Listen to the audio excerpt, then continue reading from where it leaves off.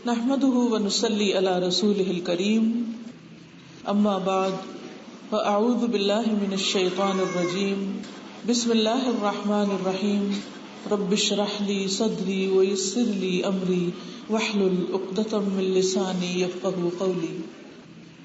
ہم سب کو دنیا میں گھر بنانے کا شوق ہوتا ہے. ہر لڑکی کی خواہش ہوتی ہے کہ اس کا کوئی گھر ہو، اس کا کوئی ٹھکانہ ہو.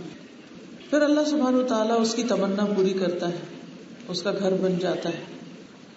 چھوٹے گھر سے آغاز ہوتا ہے، پھر وہ بڑا گھر بنا لیتے ہیں تو بڑے گھر میں چلے جاتے ہیں، اور جتنا بڑا گھر بن جاتا ہے اس کے بعد اس گھر میں رہنے کا وقت اتنا ہی کم ہو جاتا ہے.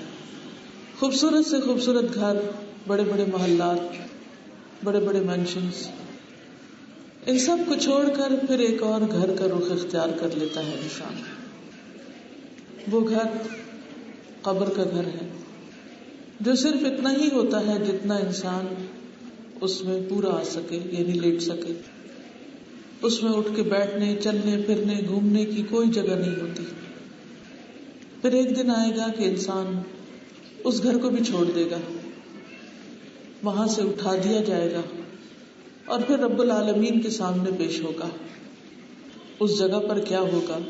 دراصل انسان کا حساب کتاب ہوگا، اور حساب کتاب کے مختلف مرحلوں سے گزرتے ہوئے وہ بالآخر اپنے اصلی اور آخری گھر تک پہنچ جائے گا. وہ گھر جو ہمیشہ ہمیشہ کا گھر ہے. وہ کیسا ہوگا؟ وہ چھوٹا ہوگا یا بڑا ہوگا؟ عام ہوگا یا خاص ہوگا؟ آرام دہ ہوگا یا تکلیف دہ ہوگا؟ اس کا انحصار اس بات پر ہے کہ ہم آج اس وقت اس دنیا میں اس گھر کی تیاری کیسے کر رہے ہیں. اگر وہ گھر بہت آرام دہ بھی ہو تب بھی اس تک پہنچنے کے بہت سے مرحلے ہیں. وہ مرحلے کیا ہیں؟ آج انشاءاللہ میں آپ سے انہی کے بارے میں کچھ بات کروں گی. وہ گھر جس میں آج ہم رہ رہے ہیں، یعنی دنیا کا گھر، یہ دنیا اور اس کی حقیقت کیا ہے. اس دنیا کے بنانے والے یعنی رب العزت اللہ سبحانہ تعالیٰ کی نظر میں اس دنیا کی حقیقت کچھ یوں ہے. سورۃ آل عمران میں اللہ تعالیٰ فرماتے ہیں وَمَا الْحَيَاةُ الدُّنْيَا إِلَّا مَتَاعُ الْغُرُورِ، اور دنیا کی زندگی تو محض دھوکے کا سامان ہے. یعنی جو کچھ ہم دیکھتے ہیں، جو کچھ پا کر ہم خوش ہوتے ہیں، جن چیزوں کے لیے ہم تڑپتے ہیں، روتے ہیں، وہ سب ایک سراب ہے، ان کی کچھ حقیقت نہیں ہے، اور بہت جلد ان سب کو چھوڑ جانا ہے. سورۃ غافر 39 میں اللہ تعالیٰ فرماتے ہیں انما هذه الحیاۃ الدنیا متاع وان الآخرۃ ہی دار القرار. یہ دنیا کی زندگی تو معمولی فائدے کے سوا کچھ نہیں، اور یقیناً آخرت وہی رہنے کا گھر ہے. یعنی اصل گھر آخرت کا گھر ہے. سورۃ العنکبوت میں اللہ تعالیٰ فرماتے ہیں وَمَا هَذِهِ الْحَيَاةُ الدُّنْيَا إِلَّا لَهْوٌ وَلَعِبٌ وَإِنَّ الدَّارَ الْآخِرَةَ لَهِيَ الْحَيَوَانُ لَوْ كَانُوا يَعْلَمُونَ. اور دنیا کی یہ زندگی نہیں مگر ایک دل لگی اور کھیل، اور بے شک آخرت کا گھر یقیناً وہی اصل زندگی ہے اگر وہ جانتے ہوتے. لیکن ہمارا رویہ کیا ہے؟ ہم کس کو ترجیح دیتے ہیں؟ ہماری پرائرٹی کیا ہے؟ اللہ تعالیٰ خوب بیان فرماتے ہیں بل تؤثرون الحیاۃ الدنیا والآخرۃ خیر وابقی. بلکہ تم دنیا کی زندگی کو ترجیح دیتے ہو، حالانکہ آخرت کہیں بہتر اور زیادہ باقی رہنے والی ہے. یعنی تمہارے نزدیک دنیا کی زندگی ایک بہتر زندگی ہے، لیکن اللہ کے نزدیک تمہارے لیے آخرت زیادہ بہتر ہے، کیونکہ وہاں جانے کے بعد ہمیں ہمیشہ ہمیشہ ہمیشہ وہاں رہنا ہے، وہاں سے کبھی بھی نہیں نکلنا. اور دنیا میں کوئی ایک گھر ایسا بتائیے بڑے سے بڑا کہ جس کے رہنے والے اس میں ہمیشہ رہ سکے. صرف چند سال کی بات ہوتی ہے، سارے ہی منظر تبدیل ہو جاتے ہیں.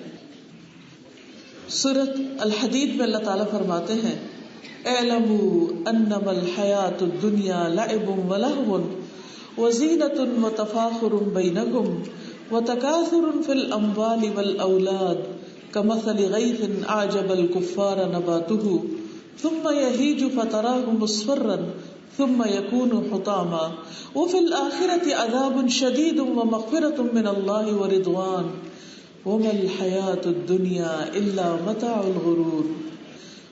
خوب جان لو کہ یہ دنیا کی زندگی محض کھیل تماشا، زینت و آرائش، تمہارا آپس میں ایک دوسرے پر فخر کرنا اور مال اور اولاد میں ایک دوسرے سے زیادہ حاصل کرنے کی کوشش کرنا. ہر کوئی مقابلے پہ چڑھا ہوا ہے، ہر کوئی مقابلے پہ لگا ہوا ہے، ایک دوسرے سے آگے بڑھنے کی فکر میں ہے. اس کی مثال ایسے ہے جیسے بارش ہوئی تو اس کی نباتات نے کاشتکاروں کو خوش کر دیا، پھر وہ کھیتی جوبن پہ آتی ہے، یعنی ہر چیز ہری بھری ہو گئی، ہر طرف ہریالی ہو گئی، خوب خوب فصل اگایا، پھر تم اسے زرد پڑی ہوئی دیکھتے ہو. کچھ ہی عرصے کے بعد کھیتی کٹ جاتی اور ہر چیز پیلی پڑ جاتی اور پھر آخر کار وہ بھس بن جاتی ہے. جبکہ آخرت میں ایسی غفلت کا بدلہ سخت عذاب ہے اور ایمان لانے والوں کے لیے اللہ کی بخشش اور اس کی رضا ہے، اور دنیا کی زندگی تو محض دھوکے کا سامان ہے. یعنی جس زندگی کو ہم بہت خوبصورت دیکھتے ہیں اور اپنے لیے بہت فائدے کی چیز دیکھتے ہیں، حقیقت یہ ہے کہ وہ بہت جلد ختم ہو جانے والی ہے. لیکن ہم اس حقیقت کو سمجھتے نہیں. ہاں، موت کا مرحلہ اس حقیقت کو اچھی طرح واضح کر دے گا، لیکن عقل مند وہ ہے جو دوسروں کی موت سے سبق سیکھے، جو اس دنیا کو چھوڑ کر جانے والوں سے سبق حاصل کرے اور پھر اس گھر کی تیاری کرے. تو عزیز بہنوں، ہم میں سے ہر ایک کو موت کا مزہ چکھنا ہے. کوئی بھی اس سے فرار حاصل نہیں کر سکتا، کوئی بھی اس سے بھاگ نہیں سکتا، کوئی بھی اس سے جان نہیں چھڑا سکتا، خواہ کسی کی صحت کتنی ہی اچھی کیوں نہ ہو، خواہ کوئی ساری زندگی کبھی بیمار نہ ہوا ہو. موت بیماری کے بغیر بھی آ جاتی، اور بیماری تو ایک انڈیکیشن ہوتی کہ اب تیاری کر لو. تو سب سے پہلا خانہ جو گرین کلر کا ہے، وہ کونے میں اوپر آپ دیکھ رہے ہیں، وہ دنیا ہے. تو آج ہم اس دنیا میں ہیں جو بڑی سرسبز ہے، لیکن موت ہماری طرف چل چکی. ہم میں سے ہر شخص موت کا مزہ چکھنے والا ہے. قرآن مجید میں اللہ تعالیٰ فرماتے ہیں کل نفس ذائقۃ الموت وانما توفون اجورکم یوم القیامۃ فمن زحزح عن النار وادخل الجنۃ فقد فاز وما الحیاۃ الدنیا الا متاع الغرور. ہر جان موت کو چکھنے والی ہے اور تمہیں تمہارے اجر قیامت کے دن پورے دے دیے جائیں گے. پھر جو شخص آگ سے دور کر دیا گیا اور جنت میں داخل کر دیا گیا وہ کامیاب ہو گیا، اور دنیا کی زندگی تو دھوکے کے سامان کے سوا کچھ بھی نہیں. تو موت کے بعد انسان کا اگلا گھر قبر ہے. آپ سب کو نظر آ رہا ہے گرین کھانے کے بعد اگلا کھانا یہ قبر ہے. دنیا کہاں ہے؟ یہ دنیا ہے. اور فوت ہونے کے بعد انسان قبر میں جاتا ہے. جب انسان کے پاس موت آتی ہے تو اس وقت انسان کیا سوچتا ہے، اس کا کیا دل چاہتا ہے؟ سورۃ المؤمنون میں اللہ تعالیٰ فرماتے ہیں حتی اذا جاء احدهم الموت قال رب ارجعون لعلی اعمل صالحا فیما ترکت کلا انها کلمۃ هو قائلها ومن ورائهم برزخ الى یوم یبعثون. یہاں تک کہ ان میں سے کسی ایک کے پاس موت آتی ہے تو کہتا ہے اے میرے رب مجھے واپس بھیج دے. مرتے وقت انسان کیا چاہتا ہے؟ کیا چاہتا ہے؟ بول کے بتائیں مجھے. کہ دنیا میں واپس چلے جائیں، واپس، تاکہ میں جو کچھ چھوڑ آیا ہوں اس میں کوئی نیک عمل کر لوں، جا کے کوئی اچھے اچھے کام کر لوں. ہرگز نہیں، ہرگز نہیں، اب نہیں واپسی، اب نہیں جا سکتے. یہ تو ایک بات ہے جسے وہ کہنے والا ہے، اور ان کے پیچھے ایک پردہ ہے اس دن تک جب وہ اٹھائے جائیں گے، یعنی قیامت کے دن تک. اب وہ دنیا میں واپس نہیں جا سکتے. قبر کے مرحلے میں انسان کو اگر وہ اچھا ہو تو جگہ اچھی مل جاتی، اور اگر وہ کافر ہو یا منافق ہو تو قبر اس کے لیے آگ کا گڑھا ہوتی ہے. مومن کے لیے جنت کے باغوں میں سے ایک باغ، اور گناہگار مومن کے لیے کہ جو بظاہر مسلمان ہے لیکن بڑے بڑے گناہ کرتا ہے، اس کے لیے بھی قبر میں عذاب ہوتا ہے. اور اس کی کئی وجوہات ہیں، جن میں سے ایک قرآن کو چھوڑ دینا. اس وقت جتنی بھی بچیاں قرآن مجید کا کورس مکمل کر چکی ہیں، آج سرٹیفکیٹ لے رہی ہیں، وہ یہ نہ سمجھیں کہ اب فرض پورا ہو گیا اور کام ختم ہو گیا، اب ہم آزاد ہو گئے، جو جی چاہے کریں. نہیں، اب تو عمل کا وقت ہے. پڑھنا ایک مرحلہ تھا، ایک سیڑھی تھی، اب اگلی سیڑھی پر آپ نے قدم رکھا. تو اس لیے قرآن کو چھوڑنے والا، اور خصوصاً فجر کی نماز چھوڑ کر سوتے رہنے والے کا انجام قبر میں بھی بہت بھیانک ہوگا.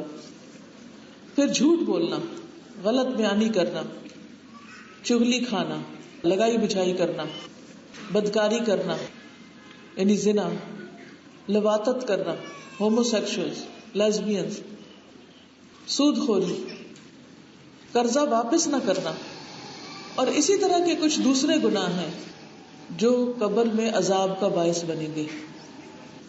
اور جو چیزیں قبر کے عذاب سے نجات دیتی ہیں، بچاتی ہیں، وہ نیک عمل ہیں جو اللہ کے لیے خالص ہوں. اور ان میں سے خاص طور پر عذاب قبر سے پناہ مانگنا. ہر نماز کے بعد نبی صلی اللہ علیہ وسلم نے ہمیں یہ دعا سکھائی ہے، اللہم انی اعوذ بک من عذاب القبر واعوذ بک من عذاب جہنم واعوذ بک من فتنة المسیح الدجال واعوذ بک من فتنة المحیا والممات اللہم انی اعوذ بک من المأثم والمغرم. تو اس کو پڑھنا نہیں بھولنا. جتنی بھی جلدی ہو سلام پھیرا، آیت الکرسی پڑھی، اور رب اعنی علی ذکرک و شکرک و حسن عبادتک، اور اس کے ساتھ ساتھ یہ دعا بھی لازم.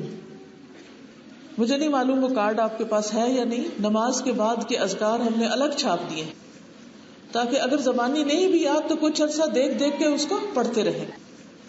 سورۃ ملک کی تلاوت کرنا، اور اس کے لیے سونے جاگنے کے آداب آپ لوگوں نے جو پڑھے ہیں ان کو آپ دیکھ سکتے ہیں. اس میں ساری فضیلت بھی بتائی گئی ہے کہ رات کے وقت جو لوگ سورۃ ملک پڑھتے ہیں وہ عذاب قبر سے محفوظ رہیں گے. پھر اسی طرح کچھ لوگ ایسے ہیں کہ جو عذاب قبر سے محفوظ رہیں گے، مثلاً شہید ہونے والے، وہ جو اللہ کے راستے میں پہرا دیں، جمعہ کے دن فوت ہونے والے، جو پیٹ کے مرض میں مر جائیں، اور اسی طرح کچھ اور لوگ بھی اس سے محفوظ رکھے جائیں گے. کافر اور مومن سب سے حساب ہوگا قبر میں. کچھ سوال پوچھے جائیں گے، جو سوالوں کے جواب صحیح دے گا اس کی نجات ہو جائے گی، اور جو صحیح جواب نہیں دے گا اس کی پکڑ ہو جائے گی. رسول اللہ صلی اللہ علیہ وسلم نے فرمایا، میت کے پاس 2 فرشتے آتے ہیں اور اسے بٹھاتے ہیں اور کہتے ہیں تیرا رب کون ہے؟ تو وہ کہتا ہے میرا رب اللہ ہے. کیا جواب دیتا ہے؟ میرا رب اللہ ہے. پھر وہ پوچھتے ہیں تمہارا دین کیا ہے؟ تو وہ کیا کہتا ہے؟ میرا دین اسلام ہے. سب بتائیں کیا ہے؟ اسلام ہے. پھر وہ پوچھتے ہیں یہ کون آدمی ہے جو تم میں مبعوث کیا گیا؟ وہ کہتا ہے کہ وہ اللہ کے رسول ہیں صلی اللہ علیہ وسلم. پھر وہ کہتے ہیں تجھے کیسے پتا چلا، یعنی تمہیں کہاں سے معلوم ہوا؟ وہ کہتا ہے میں نے اللہ کی کتاب پڑھی، قرآن مجید پڑھا، میں اس پر ایمان لایا، اس کی تصدیق کی. پھر آسمان سے منادی کرنے والا اعلان کرتا ہے تحقیق میرے بندے نے سچ کہا ہے، اسے جنت کا بستر بچھا دو، اس کو جنت کا لباس پہنا دو، اور اس کے لیے جنت کی طرف سے دروازہ کھول دو. اور بے شک کافر کے پاس 2 فرشتے آتے ہیں اور اسے بٹھاتے ہیں اور اس سے پوچھتے ہیں تیرا رب کون ہے؟ تو وہ کہتا ہے ہاں ہاں مجھے نہیں خبر. پھر وہ اس سے پوچھتے ہیں تیرا دین کیا ہے؟ تو وہ کہتا ہے ہاں ہاں مجھے نہیں خبر. پھر اس سے پوچھتے ہیں یہ آدمی کون ہے جو تم میں بھیجا گیا تھا؟ تو وہ کہتا ہے ہاں ہاں مجھے نہیں خبر. تو منادی آسمان سے ندا دیتا ہے، آواز دیتا ہے کہ اس نے جھوٹ کہا، اسے آگ کا بستر بچھا دو، اسے آگ کا لباس پہنا دو، اور اس کے لیے دوزخ کی طرف سے دروازہ کھول دو. تو عزیز بہنوں، کتنے ہی لوگ ایسے ہیں دنیا میں جو نہیں جانتے کہ ان سے قبر میں کیا پوچھا جانے والا ہے. آپ اپنے گھر کے سرونٹ سے آج جا کے پوچھیں، کیا انہیں پتا ہے؟ اور کیا انہیں جواب آتے ہیں؟ اور کیا انہوں نے نہیں مرنا؟ کیا ان کا حساب نہیں ہونا؟ ان کو کون پڑھائے گا؟ انہیں کون بتائے گا؟ انہیں کون جواب سکھائے گا؟ وہ کس کی ذمہ داری ہے؟ وہ آپ کی خدمت کرتے رہیں اور آپ ان کے ساتھ اتنا احسان بھی نہ کریں کہ ان کو اگلے گھر کی تیاری کے کچھ لفظ سکھا دے، کچھ چیزیں بتا دے. تو جو بھی لوگ آج اس مجلس میں بیٹھے ہیں، آج کی جو بھی ہم باتیں سیکھیں گے اس میں سے کچھ نہ کچھ اپنے آس پاس لوگوں کو ضرور بتائیں، کیونکہ یہ دن آنے والا ہے. ہم اس سے بھاگ نہیں سکتے. ہم کوئی بھی انشورنس نہیں لے سکتے کہ ہم دنیا سے نہ نکلے اور نہ مریں اور قبر میں نہ جائیں، یا جائیں تو وہاں ہم سے کوئی حساب نہ لے. ہے کسی کے پاس گارنٹی؟ اللہ تعالیٰ نے ہمیں یہاں بھیجا ہے مختلف طرح کی نعمتیں دے کر، اور اسی کے پاس ہم نے واپس جانا ہے، اور پھر اس کے بھیجے ہوئے فرشتے آ کر حساب کتاب لیں گے. پھر اس کے بعد انسان جو اچھے جواب دے گا ان کے لیے جنت کی طرف سے کھڑکی کھول دی جائے گی، جنت کا فرش بچھا دیا جائے گا اور اسے کہا جائے گا تم آرام سے سو جاؤ. اور جو شخص برا ہوگا اس کے لیے جہنم کی طرف سے کھڑکی کھول دی جائے گی، اس کی قبر آگ سے بھر دی جائے گی.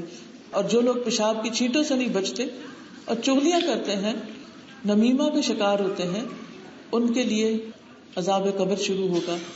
نمازوں میں غفلت کرنے والوں کے لیے عذاب قبر ہوگا. اور عذاب قبر کیا ہوگا کہ ایک ایک ہتھوڑا جو ہوگا لوہے کا، وہ اتنا سخت ہوگا کہ جس سے اس بندے کی چیخیں زمین اور زمین والے انسان اور جن کے سوا سب سن سکتے. اگر انسان سن لے تو انسان اپنے مردوں کو دفن کرنا چھوڑ دے اس کے ڈر سے، ان کی نیندیں اڑ جائیں اور ان کے مزے کی زندگیاں ختم ہو جائیں. اس لیے اللہ سبحانہ وتعالیٰ نے اسے ہم سے مخفی رکھا ہے، کیونکہ ہم اس وقت امتحان کی حالت میں.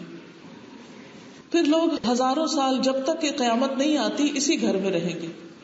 اب آپ دیکھیے یہ دو خانے آپ کے سامنے ہیں، ایک دنیا ہے اور ایک قبر ہے. دنیا کا جو گھر ہے یہ کتنے سال کا ہے بتائیے؟ مثلاً کوئی اپنا گھر بنا کے اس میں زیادہ سے زیادہ کتنے سال رہتا ہے؟ 1000 سال، 500 سال، 300 سال، 100 سال؟ نہیں، بہت کم. اور قبر کا گھر کتنے سال کا ہے؟ تو زیادہ فکر کس گھر کی کرنی چاہیے؟ اور ہم زیادہ فکر کس گھر کی کرتے ہیں؟ ہر وقت صاف صفائی، دھونا، یہ وہ، اس کو سجانا، اسی کی فکر ہے، اسی کا غم ہے. کسی بھی بندے سے پوچھیں جس کا اپنا گھر نہیں وہ کتنے غم میں ہے کہ میرا گھر نہیں. جس کی شادی نہیں ہوئی وہ اس میں پاگل ہو رہا ہے کہ میری شادی کیوں نہیں ہوئی، اس کو اس کا رونا دھونا لگا ہوا ہے. اس کو اور کوئی بات نہیں سوچتی، وہ دائیں بائیں ہر وقت شادی کی باتیں کر رہا ہے کہ میری دعا کرو بس شادی ہو جائے کسی طرح. بھئی شادی سے بڑے مسئلے بھی آگے پیش آنے والے ہیں. تم نے اپنے سر پہ شادی کا بوجھ سوار کر رکھا ہے، شادی ہو بھی گئی اور اگر اللہ کی رضا کے مطابق زندگی نہ گزاری تو کل بربادی بربادی. کیا پتا اللہ تعالیٰ آپ کو کسی برے انجام سے بچا رہے ہیں اس لیے شادی لیٹ ہو رہی. ہم وہ نہیں سوچتے جو اصل میں سوچنے کی ضرورت ہے. تو بہرحال جو لوگ حضرت نوح کے زمانے میں فوت ہوئے، حضرت ابراہیم کے زمانے میں، حضور صلی اللہ علیہ وسلم کے زمانے میں، سب اپنی قبروں میں، سب زمین میں. اور ملتان والوں کے لیے تو اس بات کو سمجھنا کچھ مشکل نہیں. میرا نہیں خیال کہ کوئی اپنے گھر سے نکلے یہاں اور اس کو راستے میں کوئی نہ کوئی قبرستان نظر نہ آ جائے. ہر گلی کے نکڑ میں کوئی نہ کوئی یاد دہانی کرانے والا قبرستان موجود ہے. اور کتنے قدیمی قبرستان موجود ہیں جس میں سینکڑوں سال سے لوگ دفن پڑے. پتہ نہیں ان کے اندر ان کے ساتھ کیا ہو رہا ہے، اللہ عالم. اور ہم نہیں جانتے کہ ہمارے ساتھ کیا ہونے والا ہے. پھر ایک دن آئے گا جب اللہ تعالیٰ اسرافیل علیہ السلام کو حکم دیں گے اور سور پھونکا جائے گا. تو اگلا مرحلہ سور پھونکنے کا، النفخ بالسور. قرآن مجید میں بہت جگہوں پر سور پھونکنے کا ذکر آتا ہے. اور جب سور پھونکا جائے گا تو کیا ہوگا؟ فَإِذَا نُفِخَ فِي الصُّورِ فَلَا أَنْسَابَ بَيْنَهُمْ يَوْمَئِذٍ وَلَا يَتَسَاءَلُونَ. پھر جب سور میں پھونکا جائے گا تو اس دن ان کے درمیان کوئی رشتہ نہ رہے گا اور نہ وہ ایک دوسرے کو پوچھیں گے. سارے رشتے ختم ہو جائیں گے. آج عورتیں روتی ہیں کہ بیٹا نہیں ہے، بچے نہیں ہیں، میرا کیا بنے گا. آپ کے 20 بچے بھی ہو جائیں تو قیامت کے دن ایک بھی کام آنے والا نہیں ہے. جب قبر سے اٹھیں گے تو کوئی بچہ ویلکم کرنے نہیں آئے گا. آپ کے اعمال ہی ساتھ ہوں گے. قبر کے اندر بھی عمل ہی ہوں گے اور قبر سے نکل کر بھی ساتھ عمل ہی ہوں گے. اب جیسے چاہیں اپنے عمل بنا لیں، جیسے چاہیں عمل اختیار کر لیں، کیونکہ وہی ساتھ ہوں گے. لیکن ہمیں اچھے اعمال کا کوئی غم نہیں. غم ہے تو کس چیز کا؟ کہ بچہ نہیں، کیا بنے گا میرا، کیا ہوگا میرا بڑھاپا کیسے گزرے گا، میں کسی کا محتاج نہ ہو جاؤں. ایک ہی دھن، ایک ہی غم سوار ہے، زندگی مزربل ہے، ساری نعمتیں حرام ہوئی ہوئی ہیں. تو بچہ کوئی نہیں.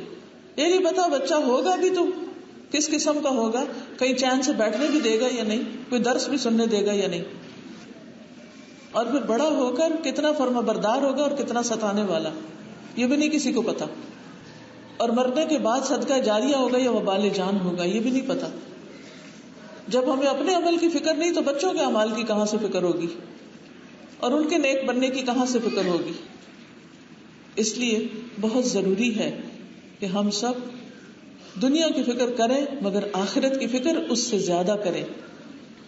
اور اس دن کی جب ہم بالکل اکیلے ہو جائیں گے، جب نہ دوست کام آئیں گے اور نہ رشتے دار.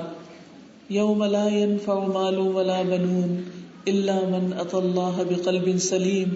جس دن مال اور بیٹے کام نہ آئیں گے مگر وہ جو اللہ کے پاس سلامت دل لے کر آئے. جب سور پھونکا جائے گا تو پوری دنیا کا حال حشر کیا ہوگا. اللہ تعالیٰ فرماتے ہیں فَإِذَا نُفِخَ فِي الصُّورِ نَفْخَةٌ وَاحِدَةٌ وَحُمِلَتِ الْأَرْضُ وَالْجِبَالُ فَدُكَّتَا دَكَّةً وَاحِدَةً فَيَوْمَئِذٍ وَقَعَتِ الْوَاقِعَةُ وَانشَقَّتِ السَّمَاءُ فَهِيَ يَوْمَئِذٍ وَاهِيَةٌ وَالْمَلَكُ عَلَى أَرْجَائِهَا وَيَحْمِلُ عَرْشَ رَبِّكَ فَوْقَهُمْ يَوْمَئِذٍ ثَمَانِيَةٌ. پھر جب سور میں ایک دفعہ پھونک مار دی جائے گی اور زمین اور پہاڑوں کو اٹھا کر ایک ہی چوٹ میں ریزہ ریزہ کر دیا جائے گا تو اس دن ہونے والا واقعہ پیش آ جائے گا اور آسمان پھٹ جائے گا اور اس دن اس کی بندش ڈھیلی پڑ جائے گی اور فرشتے اس کے کناروں پر ہوں گے اور اس دن 8 فرشتے آپ کے رب کے عرش کو اپنے اوپر اٹھائے ہوئے ہوں گے. سارا نقشہ ہی بدل جائے گا. زمین کو کوٹ کے ہموار کر دیا جائے گا. کوئی پہاڑ، کوئی پلازا، کوئی مکان، زمینیں کچھ بھی نہیں ہوگی. کوئی فصلیں، کھیت، درخت، ہر چیز برابر. اور انسان بس اس کے اوپر کھڑے ہوں گے حساب دینے کے لیے. اور زمین کے چاروں طرف فرشتے ہوں گے. آسمان پھٹے گا اور فرشتوں کی فوجوں کی فوجیں اتریں گی. پہلے آسمان والے فرشتے، پھر دوسرے والے، پھر تیسرے والے، پھر چوتھے والے، پھر 5ویں والے، پھر 6 والے، پھر 7ویں والے، اور آ کے چاروں طرف سے زمین کو گھیرا ڈال لیں گے. اور آپ اس کے اندر تھوڑی دیر کے لیے سوچیں، اگر اس وقت پولیس جتنے ہم لوگ بیٹھے ہیں ان کو چاروں طرف سے کئی سرکل میں گھیر لے تو کوئی ایک بھی ہم میں سے باہر بھاگ سکتا ہے؟ تو فرشتے بھی چاروں طرف سے انسانوں کو گھیر لیں گے اور اللہ سبحانہ تعالیٰ اس دن پھر انسانوں کا حساب لیں گے.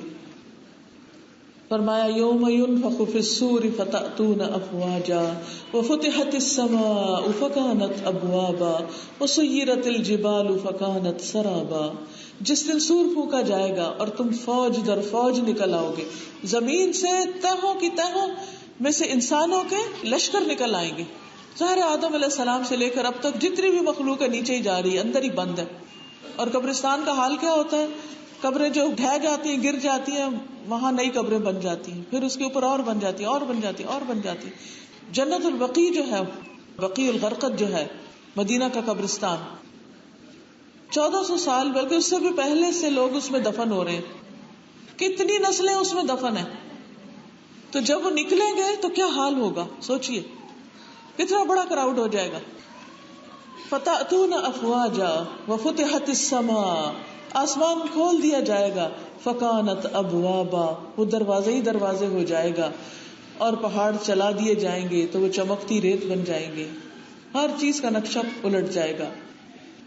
اس دن اسرافیل علیہ السلام اس سور کو جو بہت بڑا سینگ کی طرح اپنے منہ میں لقمہ بنایا، منہ میں ڈال لیا انہوں نے آلریڈی، جیسے کوئی وسل کرنے کے لیے سیٹی منہ میں ڈال کے بیٹھا ہو کہ جب حکم ہوگا فوراً بجا دوں گا.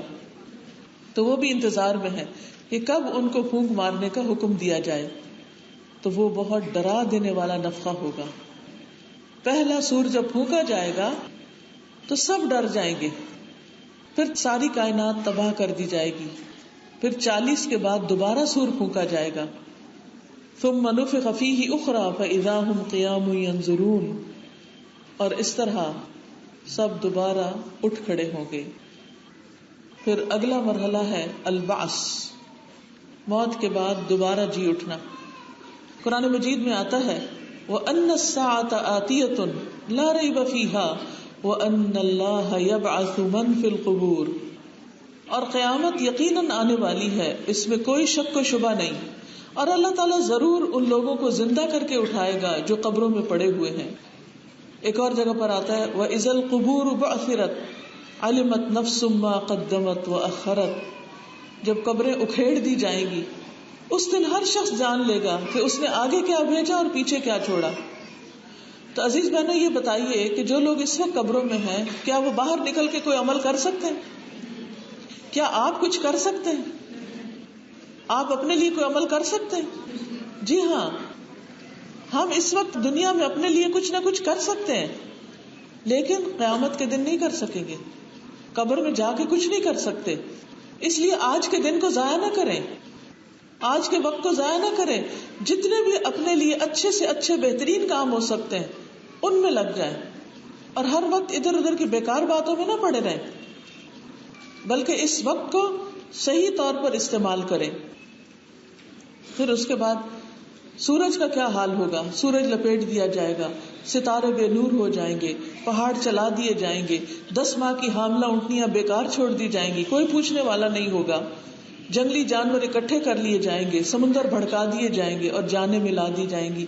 یعنی سارے لوگ جو قبروں میں پڑے ہوئے ہیں ان کی روحیں ان تک پہنچ کے وہ دوبارہ جی اٹھیں گے اور اپنی قبروں سے اٹھ کر فوراً اپنے رب کی طرف دوڑ پڑیں گے.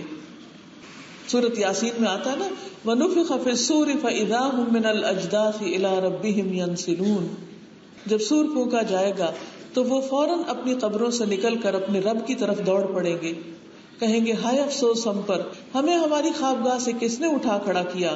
یہ تو وہی چیز ہے جس کا رحمان نے وعدہ کیا تھا اور رسولوں نے سچ کہا تھا. وہ بس ایک ہی گرجدار آواز ہوگی، پھر وہ سب کے سب ہمارے حضور پیش کر دیے جائیں گے، سب اللہ رب العالمین کے حضور حاضر ہو جائیں گے. سور پھونکنے کے علاوہ یہ بھی آتا ہے کہ اللہ تعالیٰ ایک بارش بھیجے گا جس سے مردوں کے جسم اگنے لگ جائیں گے. اس ہڈی سے جو ریڑھ کی ہڈی کا پچھلا حصہ ہوتا ہے، سب سے آخری حصہ، تو وہ ایک نئی مخلوق بن جائیں گے جن کو پھر موت کبھی نہیں آئے گی. ننگے بدن، ننگے پاؤں، بے ختنہ، ان کو فرشتے اور جن بھی دکھائی دیں گے اور یہ اپنے آخری عمل پر اٹھائے جائیں گے. احرام والا تلبیہ کہتا ہوا اٹھے گا، شہید کا خون بہ رہا ہوگا، اور غافل لوگ کھیل کود میں مشغول اٹھائے جائیں گے. کوئی کمپیوٹر گیم کھیل رہا ہے اور کوئی موبائل پہ گیم کھیل رہا ہے اور کوئی سینما میں بیٹھا ہوا ہے اور کوئی ٹیلی ویژن واچ کر رہا ہے. تو جو جس حال میں ہوگا اسی میں اٹھے گا، جو کچھ کر رہا ہوگا اسی پر موت آئے گی اور اسی کے ساتھ دوبارہ اٹھے گا. حدیث میں آتا ہے، صحیح مسلم کی حدیث ہے، یبعث کل عبد علی ما مات علیہ، مومن کو اس عمل پر اٹھایا جائے گا جس پر اس کی موت واقع ہوگی. آپ اپنے لیے کیا سوچتے ہیں کہ کس حال میں فوت ہوں؟ سجدے کی حالت میں. لیکن سجدے کی حالت میں کون فوت ہو سکتا ہے؟ جو سجدے کثرت سے کرنے والا ہو. جو نماز میں سستی کرے اس کو ایسی موت کیسے نصیب ہوگی؟ پچھلے دنوں میں کسی خاتون کا واقعہ پڑھ رہی تھی کہ ان کو یہ آیت بہت پسند تھی، وَأَجِلْتُ إِلَيْكَ رَبِّ لِتَرْضَىٰ، اے میرے رب میں تیری طرف جلدی آیا تاکہ تو راضی ہو جائے. تو ان کا کام یہ تھا کہ جب اذان ہوتی تو فوراً نماز کی طرف چلتی. تو ایک دن ان کے گھر کوئی مہمان آ رہے تھے تو ان کے ہسبینڈ نے کہا کہ میرے آنے سے پہلے کھانا وانا ہر چیز تیار کر رکھنا. تو انہوں نے جلدی جلدی ہر چیز تیار کی. ابھی وہ کچھ کباب سے بنا رہی تھی تو آخری 3 رہتے تھے، اتنے میں اذان ہو گئی. انہوں نے وہی کام چھوڑا، کہتی پہلے میں نماز پڑھا. ابھی نماز پڑھنے کے لیے گئی تو وہیں سجدے میں ڈیتھ ہو گئی، وہیں سجدے میں فوت ہو گئی. شوہر گھر آیا، دیکھا کہ کام بکھرا پڑا ہے، بیوی نے کام مکمل نہیں کیا. پہلے تو ایک دم غصہ آیا کہ میں نے کہا تھا کہ سب کچھ مکمل کر دینا، اور دیکھا کہ سجدے میں پڑی ہوئی ہے. تو سوچا کہ نماز بعد میں پڑھ لیتی، پہلے یہ کام پورا کرتی. لیکن چونکہ ساری زندگی اس کو نماز جلدی پڑھنے کا شوق تھا تو اختتام بھی ویسے ہی ہوا. ہم سب سوچے کہ ہم بھاگ بھاگ کے کس کام کی طرف جاتے ہیں, کس کام کا شوق ہمیں زیادہ ہے, کس کام سے ہماری محبت زیادہ ہے, کس کام کو ہم دل لگا کے کرتے ہیں اور کس کام کو ہم صرف مجبوری کے مارے کرتے ہیں. کیا ہم سب کو بھی نماز کا شوق ہے؟ اور اگر اب نہیں ہے تو کیا مرنے کے بعد شوق پیدا کریں گے؟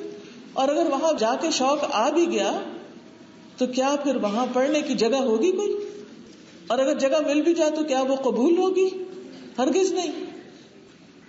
اس لیے آج پڑھنا ہے اور پابندی کرنی ہے اور وقت پہ پڑھنا ہے اور خشوع و خضوع سے پڑھنا ہے. اللہ ہم سب کو توفیق عطا فرما دے. تو جو جس چیز سے محبت رکھے گا, جس چیز کا شوق ہوگا, اسی قسم کے اعمال پر پھر موت ہوگی, اور جس طرح انسان فوت ہوگا اسی حال میں پھر اٹھایا جائے گا. پھر ہے اگلا حشر کا دن. حشر, سور پھونکا گیا, سب دوبارہ اٹھ گئے, اب ہے حشر, ریزریکشن. قرآن مجید میں آتا ہے یوم نحشر المتقین الی الرحمن وفدا, جس دن ہم متقی لوگوں کو رحمان کی طرف مہمان بنا کر اکٹھا کریں گے. یعنی حشر کے دن جو نیک لوگ ہوں گے وہ رحمان کے مہمان ہوں گے, اور مجرموں کو جہنم کی طرف پیاس سے ہانک کر لے جائیں گے. من جاء بالحسنة فله خير منها وهم من فزع يومئذ آمنون ومن جاء بالسيئة فكبت وجوههم في النار هل تجزون إلا ما كنتم تعملون. جو شخص نیکی لے کر آئے گا تو اس کے لیے اس سے بہتر بدلہ ہے, اور وہ اس دن گھبراہٹ سے امن میں ہوں گے. تو اس دن حشر کے دن کی گھبراہٹ سے کون امن میں ہوگا؟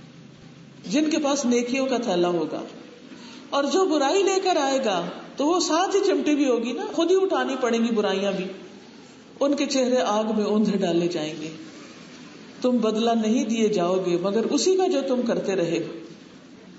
جو لوگ مال سے بہت محبت رکھتے ہیں, سونا چاندی خزانہ بنا کے رکھتے ہیں, زکوٰۃ نہیں دیتے, اللہ کے راستے میں خرچ نہیں کرتے, فرمایا انہیں دردناک عذاب کی خوشخبری دے دو جس دن اسے جہنم کی آگ میں تپایا جائے گا.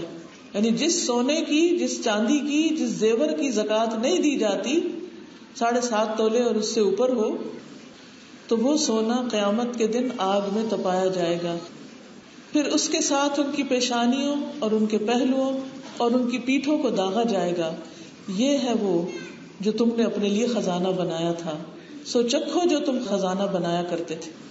اب مزہ چکھو اس اکٹھے کرنے کا.